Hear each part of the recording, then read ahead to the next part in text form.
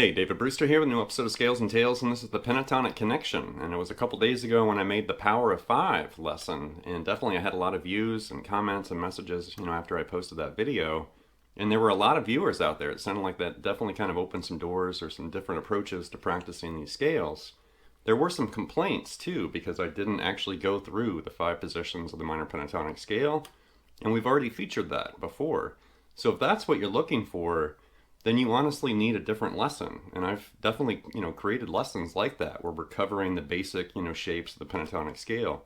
We're moving beyond that in the previous episode and also in this one too. And let's be honest, this is a very popular and common scale, for guitarists. And there are certain players that are definitely almost pentatonic flavored because they use this for licks and riffs and solos and stuff. And here's an image with 10 legendary pentatonic flavored guitarists. And I didn't even include Robin Trower, so there's 11 if you include him. But this is definitely where you want to be if you like these players.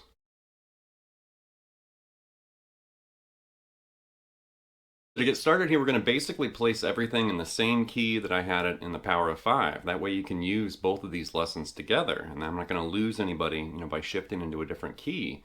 And we're definitely going to push forward with this material. And at the end of this lesson, you're going to realize how essential and important the pentatonic scale is for you to understand other scales and modes. Not only the pentatonic scale itself, but it definitely opens the door, and it kind of helps you have that big picture, light bulb over your head, like, oh, because definitely, regular 7-note scales and modes are directly linked and related to the 5-note pentatonic, formula. So just as a review, here's the scale that wouldn't die in A minor.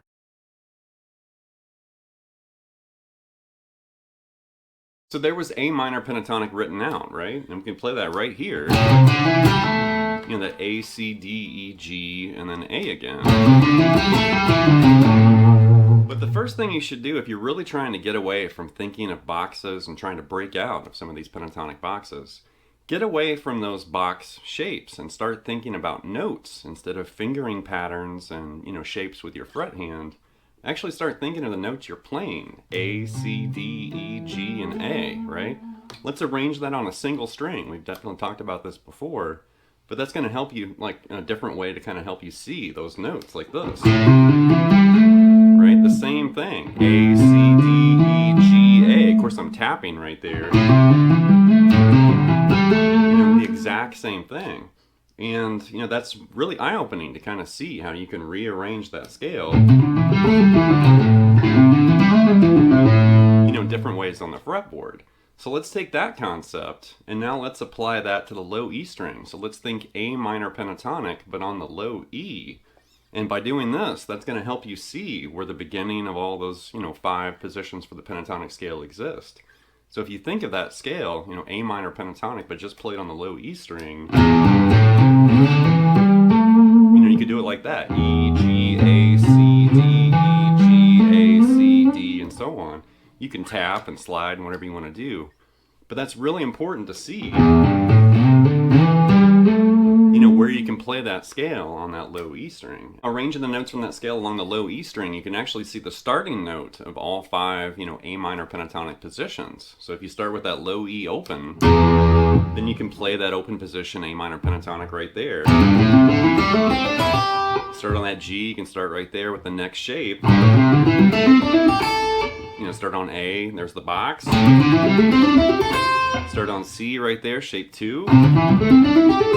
Start on D. Start on E. Start on that G again right there. And there's the box again an octave higher. Way up there. So that's definitely eye-opening to kind of get away from those individual boxes, and you're streamlining along that single string and noticing where those notes are. And that definitely kind of helps your neck seem a little bit smaller, and you can kind of make sense of where these scale forms and positions come from. Okay, that is not the pentatonic connection I'm referring to as far as the title of this video. The connection as far as the title of the video, that's the connection the pentatonic scale has to other scales and modes. And we're going to talk about that in just a second. But one thing I like to do with the 5 positions of the pentatonic scale, like as an exercise or a warm-up, is something I've called the pentatonic weave. And I realize that sounds like an unfortunate hairstyle, but we're talking about weaving between the different positions of the scale. It kind of helps you, learn it. Definitely a great technique boost and just kind of an eye-opening, fretboard workout. And what we're going to do is we're going to bypass the open position, version right there. We're actually going to start with the fully fretted version right here. And what I want you to do is play that shape, pick once per string and perform hammer-ons on the way up, just like that. And then what I want you to do is we're going to weave by basically moving to the next position, like the box right here, and then descend that position with pull-offs. Right? Then go to the next position of the scale and perform hammer-ons again and go up. Go to the next position of the scale and we're weaving, into that next position or shifting, and then descend with pull-offs. Right there, shift in the next position and ascend. Right there, shift and then descend, pull-offs. And then right there, finally shift into the box, right there an octave higher than where we were down there, and then ascend with hammer-ons again. Now what you can also do is you can weave, ascending.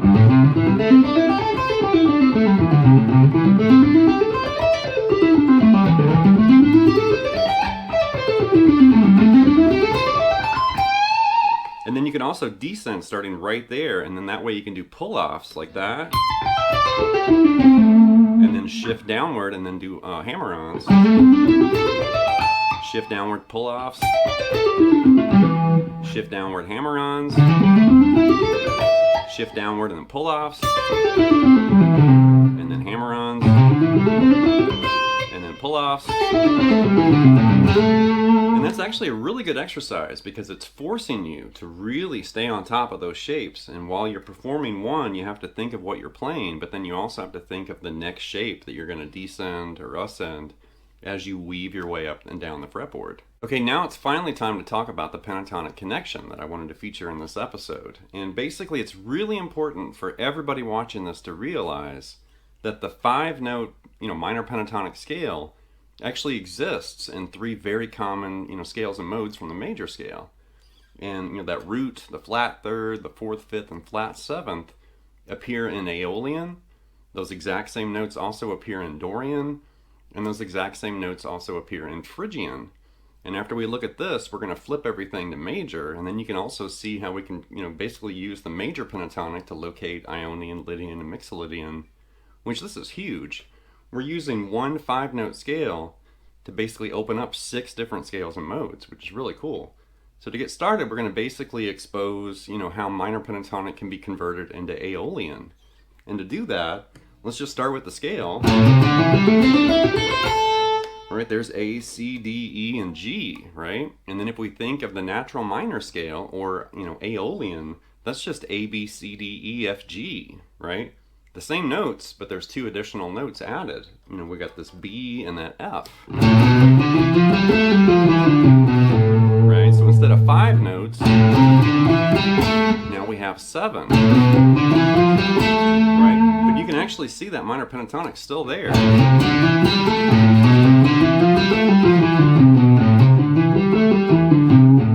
And this is really crucial. It's really important to kind of think about that scale differently. I mean, you could basically think of it as a 5-note scale. You could also think of it as a 5-note arpeggio, like an A minor 11, technically. Because if we're using all chord tones, root, minor 3rd, 5th, and flat 7. So that's just an A minor 7 arpeggio, right? And then we're adding that D note, so that basically changes it to like an A minor 11. If we don't think of that as a scale. But right there you can see there's the pentatonic box. And then right there is A Aeolian in the same position. Same thing.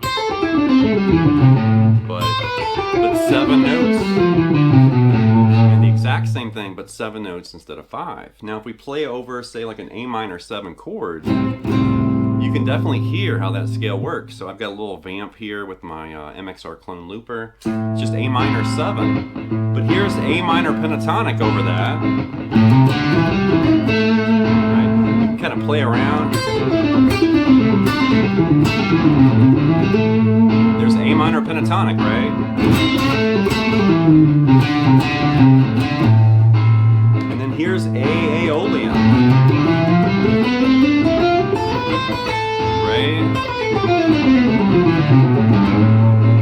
And you can definitely hear how it kind of matches that chord, A minor 7 and A Aeolian.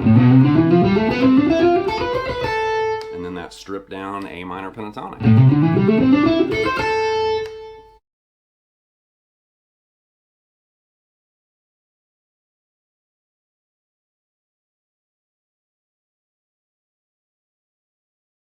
Right, the next scale we're going to relate to the pentatonic is Dorian, and that's one of the modes from the major scale. And the only difference between Aeolian and Dorian is the sixth. Aeolian has a flat sixth, Dorian has a natural sixth. So everything else is going to be the same. Just change F to F sharp, and you're there. So here's A minor pentatonic, and then A Dorian right here. Same scale, just 7 notes instead of 5. Right? And then as far as a little chord vamp here, now I'm going to play over an A minor 6. So I took that, A minor 7, and then just changed that G to that F sharp to kind of bring out that sixth, tonality. So an A minor 6, and if I play over the MXR clone looper, with the scales, here's A minor pentatonic over that.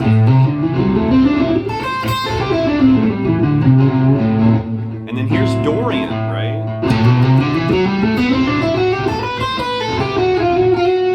And listen to that F sharp.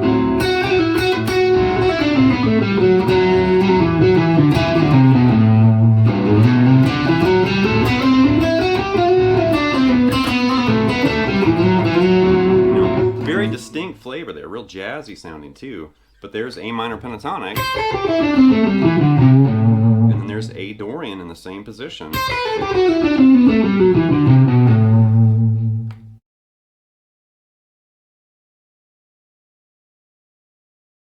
Next up's the ever exotic Phrygian, the third mode from the major scale. And once again, A minor pentatonic is hiding right in the middle of Phrygian. So there's A minor pentatonic again, the box. And then for Phrygian, just grab Aeolian, and we're going to keep everything the same, but lower the second. So, basically, Phrygian's Aeolian with a flat 2. And if we, kind of flesh that out, that's going to be right here. That B flat is in there. Right,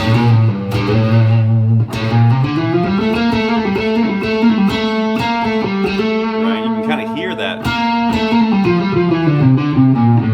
very exotic, flavor right there. But there's A Phrygian in that position. There's A minor pentatonic and A Phrygian.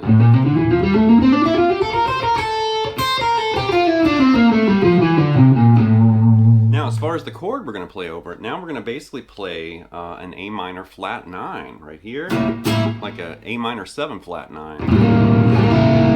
Just think of that A minor 7 chord we had earlier, but we're grabbing that C and grabbing, B flat, which is your flat 9. And that's going to definitely serve up, Phrygian. So here's A minor pentatonic over that A minor 7 flat 9, and then I'm going to follow that with Phrygian. So pentatonic first, and then Phrygian.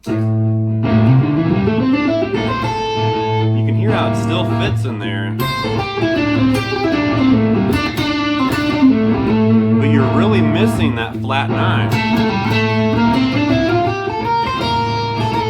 You can kind of hear it in there.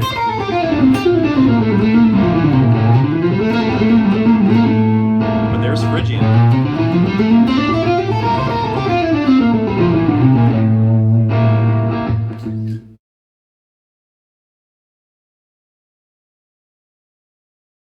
So what about using the major pentatonic to discover or kind of uncover or relate to the major scale and major family modes? And we can definitely do the same thing. It's kind of a similar process. But I've always found it interesting that when you're dealing with the minor pentatonic, you're missing the second and the sixth, which are the notes that you need to kind of change the scale into Aeolian, Dorian, or Phrygian. And then when you flip it to major pentatonic, now you're missing the fourth and the seventh, which are the two notes that kind of separate Ionian from Lydian to Mixolydian. So it's really interesting that whether it's major or minor pentatonic, it kind of guides you through, and you're avoiding those notes that are basically, defining those different modal tonalities. So for the major pentatonic scale, we did talk about this in the Power of 5. we're looking for A major pentatonic, right? So start with the root note, A, and then count down 3 frets, right? And then F sharp minor is the relative minor of A major, right there. So F sharp minor is also A major. And let's put, A major pentatonic in that same position. We were playing out of the box earlier.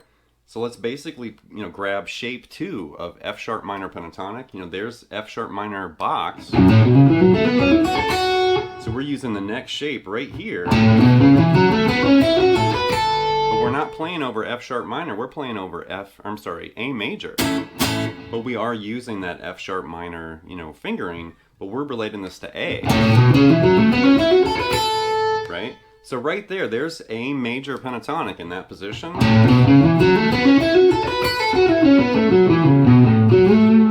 And then we can basically transform that into the A major scale, or Ionian, like this.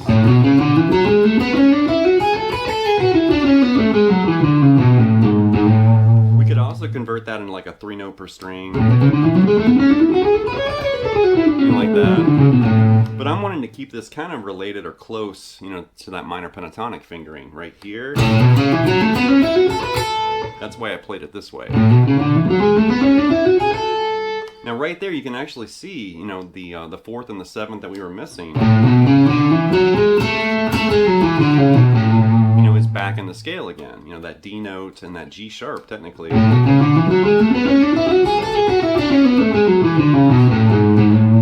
As far as a good chord to kind of vamp over, just play an A major 7, and that's going to bring out that Ionian flavor. That's what I'm looping right here. So here's, A major pentatonic played over an A major 7 chord, and then I'm going to follow that with Ionian or the major scale. So here's major pentatonic.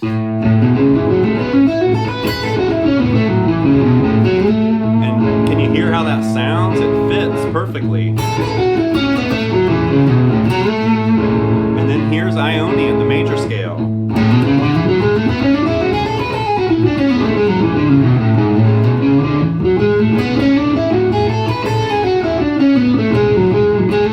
Right? And you can hear how all that kind of fits together almost like pieces of a puzzle.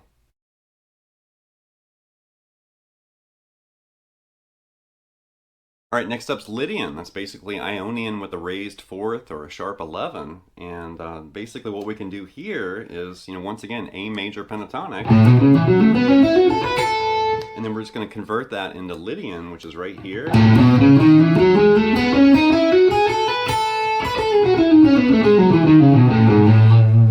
And it's definitely a very distinct, flavor in music. That sharp 11 territory.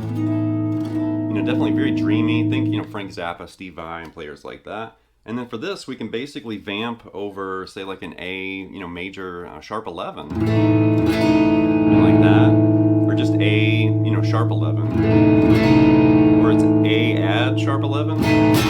But anyway, I'm going to basically use the MXR clone looper once again. So first up is A major pentatonic, so you can hear that against the chord, and then I'm going to convert that to Lydian, like this. So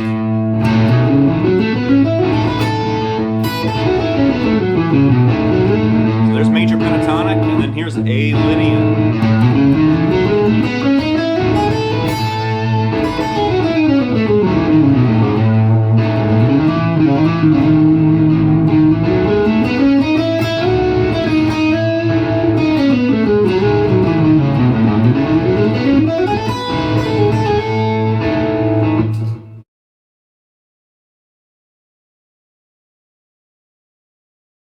Last but not least, of course, is Mixolydian, the flat 7. So it's an A major scale or A Ionian with a flat 7. And once again, we can safely navigate through, playing over, like, say, an A7 chord. We can navigate over that, using A major pentatonic, and it fits because we're missing the 4th and also the 7th. So right there, there's A major pentatonic. And then right here, we can convert that into Mixolydian, A Mixolydian, like this.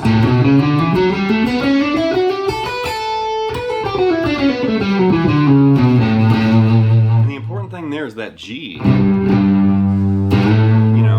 the flat 7, instead of that G sharp, that we saw in Ionian and also Lydian too. But that flat 7, think funk and blues rock and stuff.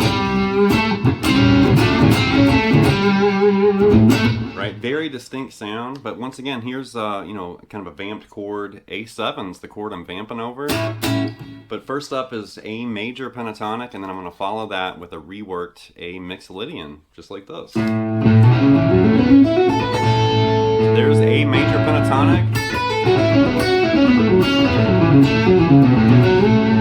And then here's A mixolydian.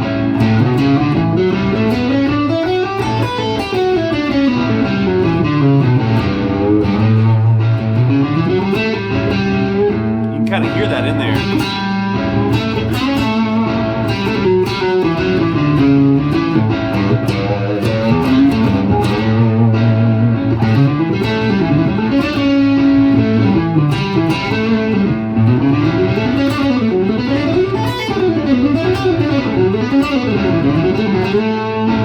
Very distinct sound, and it's really interesting that pentatonic's kind of opening up that mixolydian world.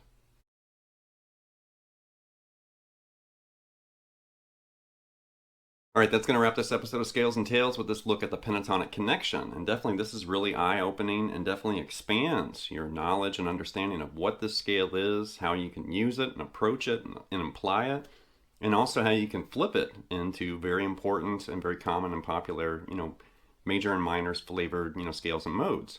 Very essential stuff. Very eye-opening too. And the important thing here is, you know, once again, almost like with the power of 5 too, you know, both these lessons can be used together, but the single most important thing that a lot of viewers out there probably need to start doing is stop thinking of pentatonic boxes and shapes and start thinking about notes, because that's really what you're not thinking about. And as soon as you do that, all this is going to make a lot of sense. Those light bulbs are going to come on. You're going to be like, oh, I see what I'm doing here. Instead of kind of fumbling around in the dark, you know, just locking into shapes and fingerings and stuff like that without actually knowing what you're doing. Because you're literally fumbling in the dark if you do that. As soon as you start thinking about notes and really put this under your fingers and under your belt, it's like you just shined a flashlight on your fretboard and you're no longer in the dark and you're starting to see how all this stuff connects. Scales, modes, chords, arpeggios, it's all like just one big picture. So anyway, leave some feedback and comments. Please subscribe to my lessons, and I'll be back before you know with more content and material. Thank you.